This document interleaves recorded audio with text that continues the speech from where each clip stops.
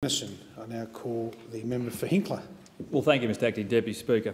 Last month, the Coalition Government committed to establish a multi-agency task force to target visa fraud and employers that exploit foreign workers.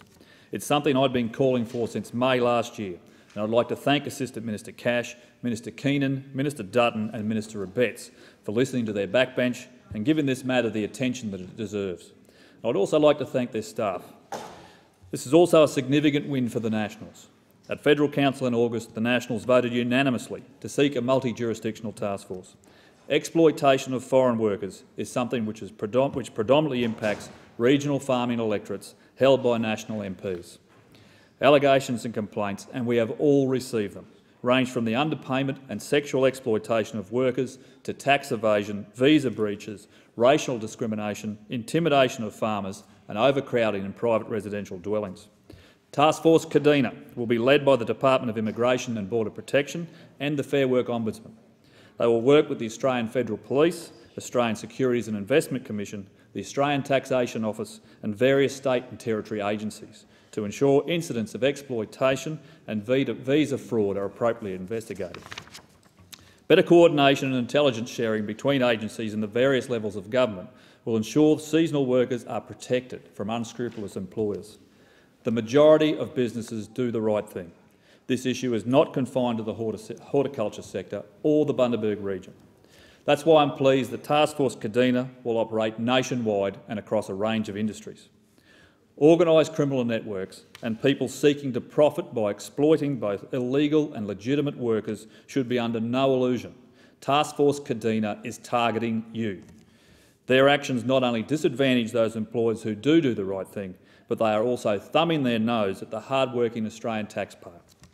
Queensland National Senator Barry O'Sullivan and I hosted a stakeholder forum in Brisbane last year with farmers, contractors and migrant support organisations and state and local government representatives. The very clear message that we received from that meeting was that new legislation and further inquiries are not the answer.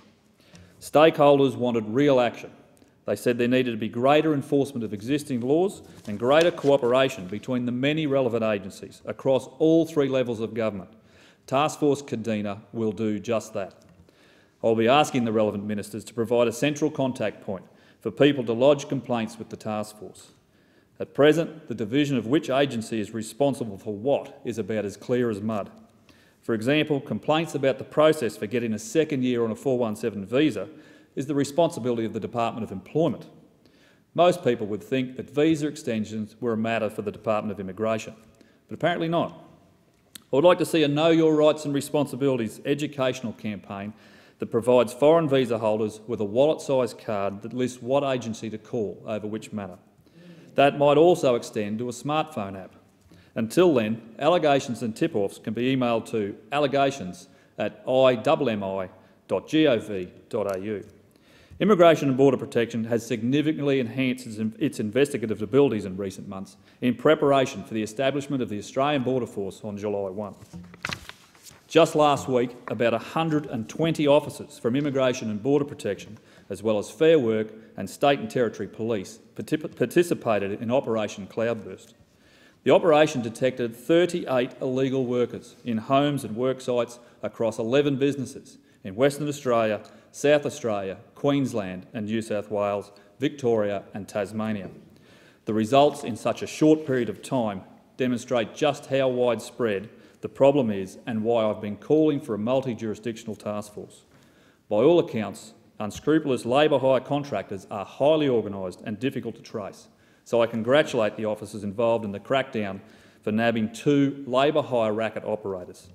The intelligence that officers gathered as a part of Operation Cloudburst will certainly be of use to Taskforce Cadena. This is an issue which has been around for at least 15 years. It was first raised by Philip Ruddock in 1999.